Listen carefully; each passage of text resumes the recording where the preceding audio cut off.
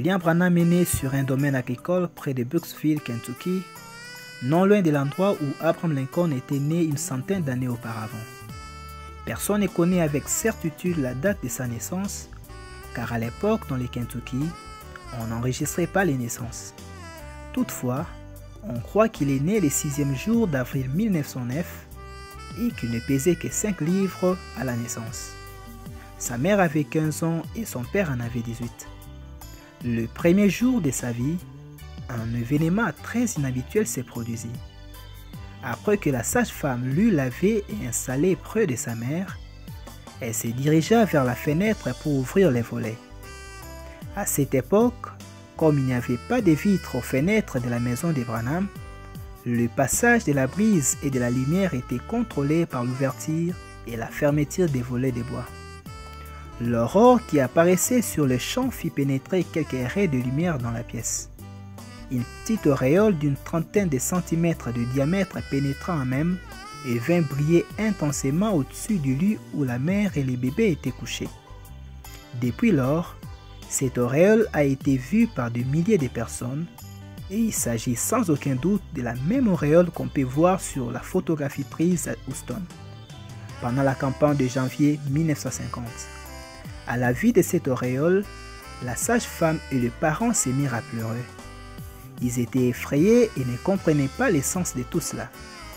Ce n'est que bien d'années plus tard que ceux qui connaissaient l'existence de cette auréole comprirent que Dieu avait sa main sur cet homme, en vue d'un grand ministère destiné au peuple de la terre.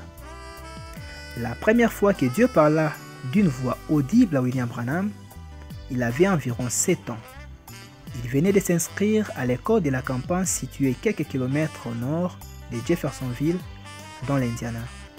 Pendant qu'il transportait l'eau, il s'arrêta pour se reposer sous un vieux peuplier qui se trouvait à mi-chemin entre la maison et l'étable. Tout à coup, il entendit le bruit du vent qui soufflait dans les feuilles. Il promena les regards autour de lui et constata que c'était une journée calme, chaude et ensoleillée. En écoutant plus attentivement, il remarqua qu'il y avait un endroit à peu près de la dimension d'un tonneau où le vent semblait souffler dans les arbres. C'est alors qu'une voix qui venait des arbres dit « Ne bois jamais, ne fume jamais et ne suis jamais ton corps d'aucune façon, car je te réserve une œuvre à accomplir quand tu seras plus âgé. » Ceci l'effraya et il rentra à la maison en courant. En larmes, il se précipita dans les bras de sa mère, qui pensait qu'il a été mordu par un serpent. Il lui dit qu'il avait seulement peur et ne lui parla ni du vent dans les feuilles, ni de la voix. Je me rappelle quand nous allions à l'école ensemble, il y eut beaucoup de neige et tous les garçons avaient des traîneaux à bord desquels ils montaient. Mais nous n'en avions pas. Alors nous entrons dans une grande bassine à vaisselle et nous descendions en glissant. Eh bien, nous n'étions pas de la même classe que les autres, mais nous glissions. Eh bien, la vie a continué. Quand je suis devenu un jeune homme, eh bien, j'avais environ 14-15 ans. Vous savez comment les jeunes gens se comportent à cet âge-là. Eh bien, je voulais avoir une petite amie.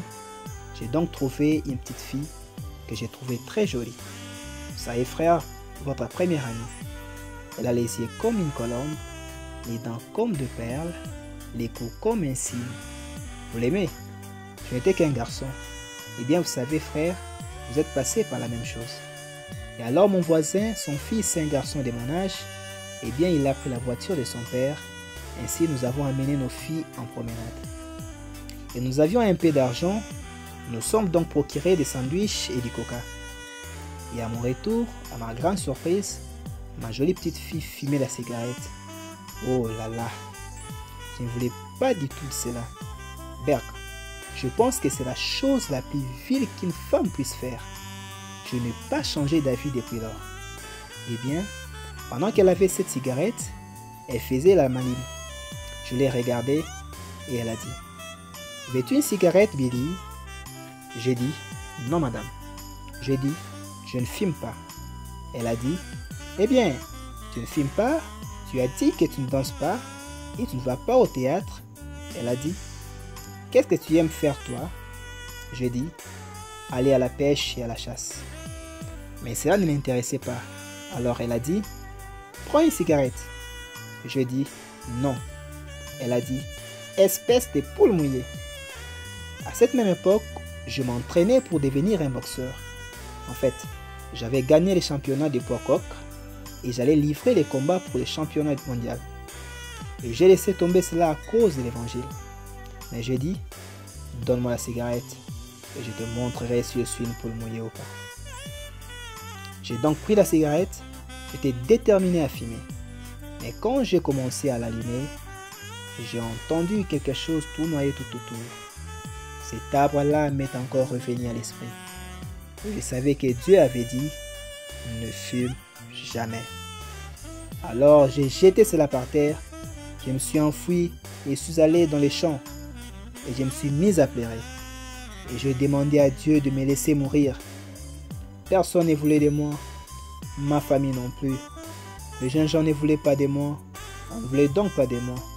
Mais il est venu vers moi, il a dit, je te donnerai des amis, suis-moi tout simplement.